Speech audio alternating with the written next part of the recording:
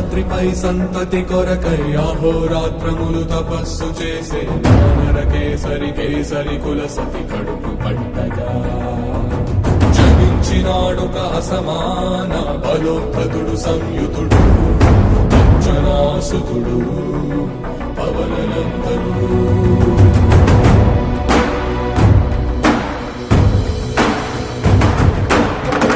కిరణముల ఉదయాత్మి గని అది పండిన తీరని పంటను పడు సూర్యమండలము పండితి నాలని ఊళ్ళూరే తన దేహం నాటున రవి మరుగై జగము చీకటై మారా.